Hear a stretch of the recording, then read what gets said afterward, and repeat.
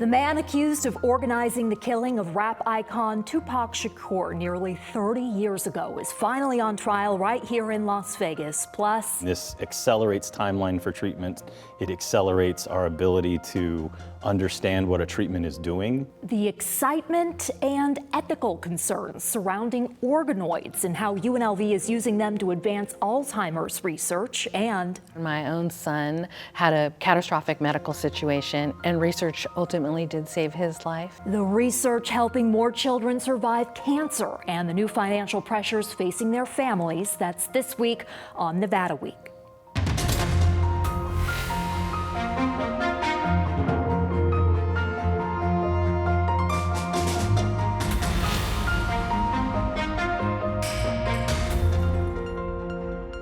Support for Nevada Week is provided by Senator William H. Hernstat and other supporters. Welcome to Nevada Week. I'm Amber Renee Dixon. Las Vegas is no stranger to the national spotlight, but the attention it's getting right now is for an event that happened 30 years ago. On September 7, 1996, rapper Tupac Shakur was killed in a drive-by shooting near the Las Vegas Strip. And now, 63-year-old Dwayne Keefe D. Davis is on trial for allegedly orchestrating the murder. Davis has pleaded not guilty. His trial began with jury selection on August 10th, and on Wednesday, the prosecution rested its case. And in that Las Vegas courtroom for it all has been Jessica Hill, reporter for the Associated Press. Jessica, welcome back to Nevada Week. Thanks for having me. How strong is the evidence in this case? That is a great question. It depends on what you'd consider evidence. Prosecution has really showed jurors Davis's own words. However, defense has said there's no real physical evidence that ties client to Las Vegas that night and to the shooting. We saw one account that there were bills, like hotel bills from Las Vegas, that were found in Davis's home. However, we don't know where those bills are, and we don't know the date of those bills. But mostly, prosecutors just relied on Davis's own words. You know, he wrote a book, or co-authored a book, in which he described himself being there that night. He testified to law enforcement in 2008 during a proffer agreement, describing his own role. And then he also promoted his book and participated in multiple interviews with media, outlining his role. And it just depends on what you consider evidence. Prosecution says this should be enough to convict him. And his defense has been like, well, my client is not trustworthy and he's unreliable, and these words were just made to make money. What did he say to police back in 2008 about his role? So he described how he was in the car that night in the white Cadillac that pulled up next to Tupac Shakur and Suge Knight. He was in the passenger seat, and because he was in the passenger seat, he couldn't get a good shot. He said that he would have if they were on the other side, but he said that he gave the gun back to the back seat and shots were fired from back there. He made other claims that Tupac, it looked like, had reached for a gun. However, that has not been proven that there's a gun in the car. Some of his testimony has varied during depending on what interview it was. In some cases, he has said his nephew Orlando Anderson was the one that pulled the trigger. And other times, he says that he doesn't know who pulled the trigger. But regardless, he was the only one that's allegedly still alive who was in that car. Orlando Anderson is his nephew. He has passed away since. He's believed to be the man that actually pulled the trigger. How big of a deal was it that the judge allowed that recording with police to be admitted as evidence? It was a big deal. I think it's one of their main pieces of evidence at this point, because this was an agreement that Davis had to tell the truth to law enforcement. It's also a big deal because he was told that this would never be used against him.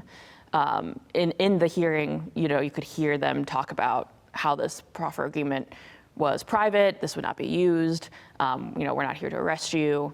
And in the courtroom, as this was being played, you could hear people make a sound or shake their head, not necessarily, in favor of Davis, but just acknowledging that, prosecution has said, or not prosecution, but law enforcement has said this wouldn't be used against you. And it has been. So I think that helps, prosecution, and defense has to say, well, maybe he wasn't telling the truth in this interview either. What has the courtroom been like? Who's been there every day? Has it been packed? Most days it's been mostly packed, yes. Tupac Shakur's family has been sitting in the front row every single day of the trial. We've seen fans come in and listening intently, and then just some curious bystanders that decide to come in and just watch the trials proceeding for that day. Really? Yes. Yeah, I talked to a couple who were on vacation in Vegas, and they're like, we would just want to check out a trial. So they just sat in on it. Yeah. What about the defendant, Duane Davis? What has he been like in court? He's mostly been pretty quiet. We are watching his facial expressions. Sometimes he seems frustrated. There was one moment a few days ago in court where after the jury had left, he stood up and told the judge that he was really upset that witnesses have been giving out his addresses because, it's being live streamed everywhere and people are watching. And in some cases, witnesses have talked about, how they conducted searches on Duane Davis's, residences. And he has said that they're giving out his address in public, and people have come to his house and have harassed his family. And so, actually, in response, prosecution has made it sure that his address hasn't been given out since. Okay, and then what about Tupac's family? Who is there from his family, and what are they telling you? Yeah, his brother and sister have been there, and then some family friends, some cousins have been there throughout the trial. Mostly, they're just sitting pretty quietly and watching, intently what is happening. They have talked to me about how they feel like the justice is coming far too late. It has been 30 years. They're wondering why it's taken so long. And there are a lot of other questions that haven't been answered yet that they'd like to see, brought up. Okay, so the prosecution has rested its case. It's the defense's turn now. Will they have their defendant, Duane Davis, testify? At this point, we do not know. He was taking it under consideration last night. Wednesday night. Wednesday night, yes. So it's not clear yet. I will guess that the answer is no, but we shall see. It would be interesting if he does take the stand. Why would you guess that? I think defense attorney Samft doesn't want his client to testify, especially because his entire words have been used against him so far. And the judge has made it clear that if he does take the stand, he will be cross-examined. And so we'll see what happens with that if that does come to fruition. And then what about the timeline of this trial? I have read it was estimated it would take about a month, but it seems it could be wrapping up quicker. Is that true? And does that indicate anything about the case? Yes, it definitely is wrapping up much more quickly. We're expecting closing statements to happen on Monday. And then, jury will obviously take it under consideration, and maybe we'll have a verdict within the next, several days. This is a big task for that jury. Yes. Yeah, I don't think it's an easy case to really consider, The defense attorney, he says that he was not surprised by how quickly it's been going. He claims, it's because there is not a lot of evidence, and there's only so many times that you could replay Duane Davis's words, so. All right, Jessica Hill of the Associated Press, thank you so much for joining Nevada Week. Thanks for having me. September will mark Childhood Cancer Awareness Month. The local nonprofit Cure for the Kids Foundation treats children with cancer and rare diseases, and thanks to its affiliation with a national research network, is able to connect those children with more than 100 clinical trials. I spoke with Cure for the Kids founder Annette Logan Parker about why access to research is personal to her and how changes to Medicaid could affect her organization and the families it serves. Cure for the Kids Foundation is a financial supporter of Vegas PBS. And during that process, that was 25 years ago in Las Vegas. There was very little here for children who fell into that category. So when our medical journey was all said and done, which he's alive and well and healthy and, very active, and a Clark County firefighter, as a matter of fact, father of 3. So our result was positive. Yeah. Our experience was tragic, if that makes sense. And so I really wanted to create something where children would have access to the things that would ultimately save their life, and that's research. And access to research could be a variety of different things, whether it be pharmaceuticals, which is what most people consider, but there's also research being done in durable medical equipment and combined therapies and different things like that. So to me, access means being able to receive the care, research-focused care that you need locally. And Cure for the Kids serves children who are fighting cancer, but children who are also battling rare diseases. And when I think of that, I imagine it must be pretty expensive to pay for that treatment. How are the patients and the families that you're serving paying for everything? It's a mosaic of options when it comes to that. 50% of our patient population is a Medicaid beneficiary. So the other 50% has generally commercial insurance. There might be a few that are completely uninsured. They fall between the income levels of who would qualify for Medicaid, but they don't make enough to buy insurance. And so under the One Big Beautiful Bill, there will be significant cuts to Medicaid, which Republicans say is eliminating waste and fraud. How are those cuts impacting the families and patients you serve? Well, it's a little early to tell exactly what that impact will be. I can tell you that there's some additional food insecurities now that the SNAP requirements have changed. So we've seen an increase in requests of food cards or grocery vouchers and things like that. The biggest issue for us is 50% of our population is a Medicaid beneficiary. A huge percentage of that, the patients are already receiving drugs that we provide that are reimbursed less than acquisition cost. And so we're anticipating the gap between the cost of services and reimbursement for 50% of our patient population will continue to get bigger. And that's the gap that we need to fill. Okay, so as an organization, you are getting reimbursed less money for the drugs that you are able to give out through Medicaid, right? Mm-hmm. How are you going to handle these changes? You're already dealing with a deficit. Mm-hmm, mm-hmm. Well, through philanthropy, that's how we use our fundraising efforts to cover the cost between what is reimbursable and what the families need that's not reimbursable. And did I hear this right, that you have families coming to you for help with groceries, with food? Absolutely. That was really never something that we had anticipated would fall under our mission. Fortunately, there's a lot of local organizations that we work with that we can refer the patients to. We have a lot of very generous donors who will give grocery vouchers and gift cards and things like that we can provide to our families to offset those expenses. And the SNAP requirements, you're talking about the work requirements. Mm-hmm. So those already went into effect. The work requirements for Medicaid will go into effect at the start of 2027. Yes. And that could impact the caregivers of these children, correct? Yes, it could, yeah. So when it comes to Medicaid, the work requirements fall into the individual person insured. In this case, it could potentially be the parent, the grandparent, the primary caregiver. And that's when everybody's going to have to be very, very careful about their paperwork.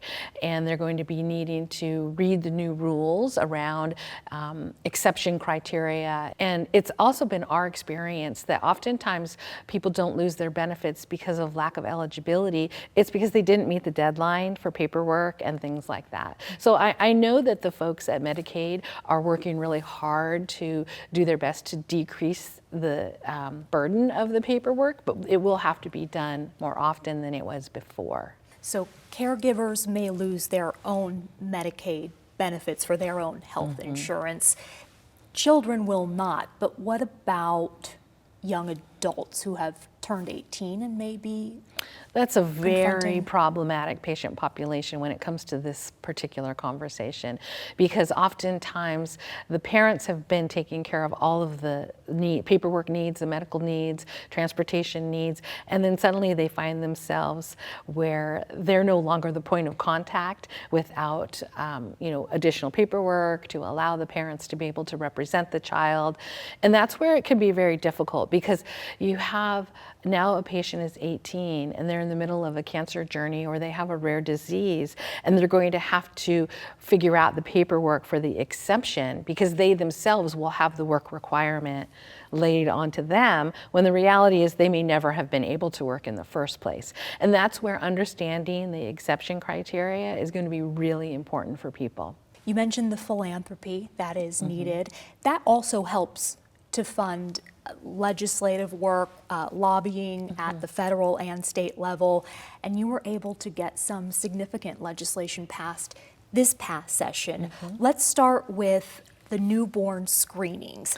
What was happening before when there was a baby born, and what is now happening as a result?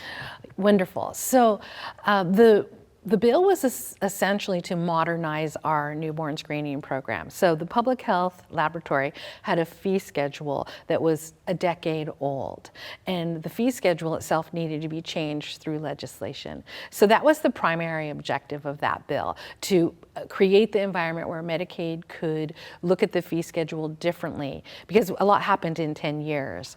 And it was very, very challenging for the public health lab to keep up with the technology. You know, there's new screenings that are available for children that weren't available 10 years ago, but the fee schedule didn't keep up to allow the lab to expand to do those additional tests. And that's important because of early detection, I imagine. Yes. Oh, yes, absolutely.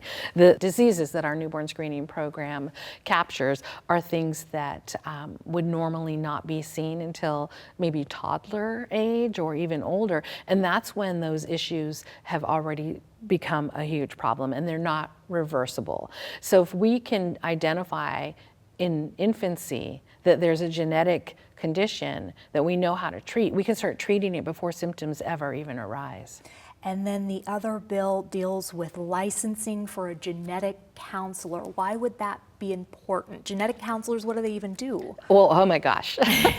Genetic counselors are a huge part of helping people understand the conditions and mapping out what happens.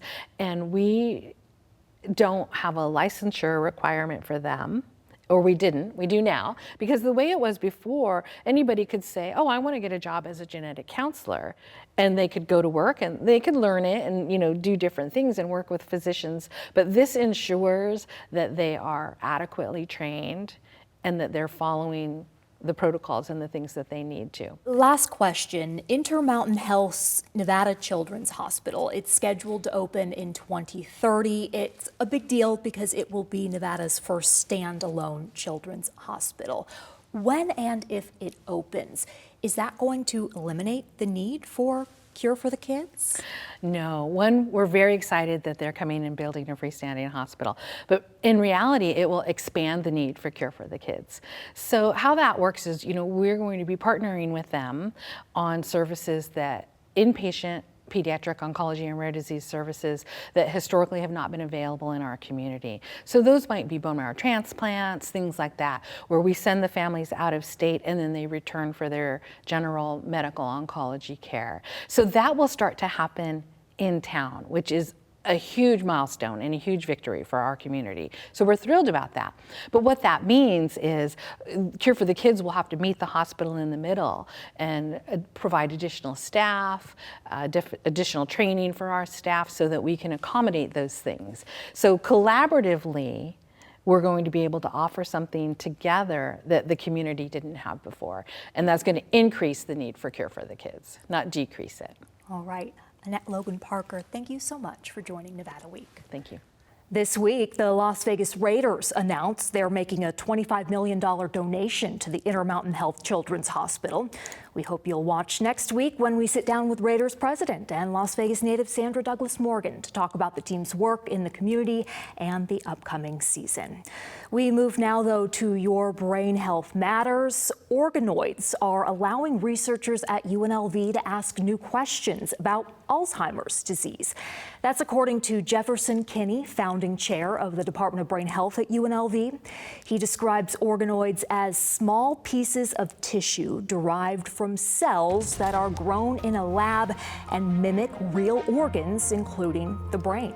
What the organoid system allows us to do is to study both the biology of Alzheimer's disease in a way that really wasn't that possible up until the last few years. Because of organoids? Because of the organoids. So the way that we studied as a field the pathology of Alzheimer's disease was typically either in postmortem tissue or in these animal models that render some really good information about the pathology and about the biology, but it wasn't a really good representation of what's going on. So in the brain of someone who had passed away, or in an animal model? An animal model. An animal. Yeah. So Okay. anything in the brain is a very protected space. So it's really hard to look in and see and study what is going on in these diseases.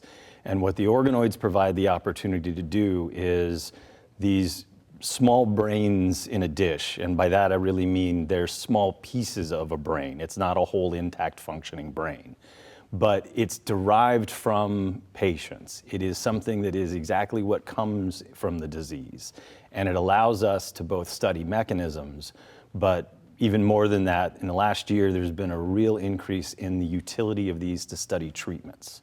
So instead of having to go through a large number of different steps, there's now the possibility to check to see if a treatment has any efficacy in one of these organoid systems. Why that movement toward organoids, and who is leading it? The real shift here was that about a year ago, the FDA and the National Institutes of Health, which funds a lot of the research that we and others do, really started outlining that they wanted what's called novel alternative methods to be driving some of the science in this field. And one of the novel alternative methods, so one of them is AI and science, one of them is big data, one of them is these organoid systems.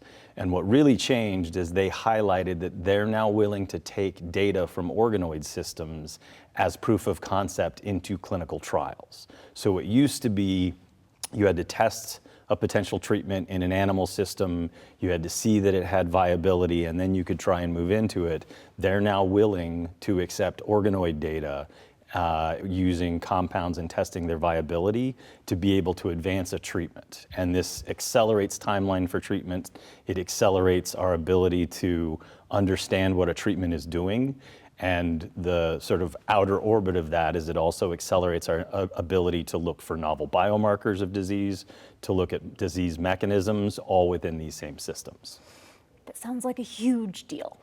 It is. It's a leap forward. So my background is in cell molecular biology, and I used to do a lot of work with these preclinical models, and we have shelved all of that work because of the utility and what we can glean from these organoid systems. The biggest difference is that these preclinical models were engineered to model the disease, but there are many aspects of what happens in humans that they don't render accurately, right? This is come up many times as perhaps some of the reasons some treatments have failed that worked very well in the animal models but didn't in humans.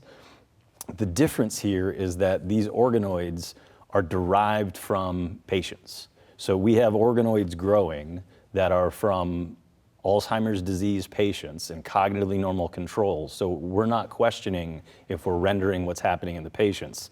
This is from the patient. Is that why the National Institutes of Health is now signing on to this, because it's developed to a certain point? I mean, why wasn't this happening years ago? So that's a very good question. So part of it is the techniques and the accuracy of directing them into a certain type of cell. Part of it is a sort of sea change in terms of what we have been looking at and to try something new. And there has been some remarkable science in these organoid systems, not just in Alzheimer's disease, in lots of different fields. So it's risen to this level that now... Can you give an example? So there's organoids that are used in all sorts of cancer research that have shown tremendous promise. There's actually a remarkable one from a few years ago about renal failure that organoids were very useful for. And now that these systems are very stable and that they are well understood into brain-focused efforts, it now becomes a venue to study this for Alzheimer's disease and for other neurodegenerative disease. In a way you've never been able to before. Right. The ethics of it, though, there's the issue of, are these organoids alive themselves? Are they conscious? Can they feel anything? Yeah, so it's an interesting question, especially since the stem cell preamble to the tissue biopsy and taking these was where they were derived from, and there were ethics there. What the organoid is, the ones we work with are cortical organoids. So these are basically cortical neurons that assemble in ways to connect to one another. But there is absolutely no sensory system in any way, shape, or form there. So the way you see me, the way you hear me, is very specific receptors decode that information, transmit it to the brain, it gets assembled into some sort of story that your brain puts together. There is none of that input into these. There is no sense, there is no interaction. Is that in the future? I doubt it. I suppose, so the organoid is the first layer. We get into, I think the people who came up with this have really started to have fun with words. So the first version is an organoid. The next layer that we're working with is something called an assembloid. And that's the neurons that is basically a cortex, and embedded in there are glia or immune cells, because that has a role in these diseases. I'm sure at some point people are going to keep on putting pieces together, but I can't envision that they would do something to have a perceiving, growing, aware thing in a dish. That seems like a very strange direction and would be open to a lot of issues. 5 years from now, where do you see UNLV in this work of organoids? So that's a great question. So in a really good progression of this, I think where we are right now, what we've done in the last year and a half we've been doing this, there are some remarkable insights that we're starting to see in terms of understanding the biology of disease. There are some really clever indications of some novel biomarkers for detection of disease. And I expect that this will be far more developed for screening possible therapies. One of the things that's going to happen in the next year or two is different groups doing this at different places are going to have to sort of start to align and compare our notes, because there are ways that what happens at one facility and another may differ. And I think that we're in a position that we can be one of those groups as well. Wonderful. Dr. Kinney, thank you so much for joining Nevada Week. Absolutely. And thank you for watching. To see more stories from our Your Brain Health Matters series, go to the Nevada Week section at vegaspbs.org, and we'll see you next week on Nevada Week.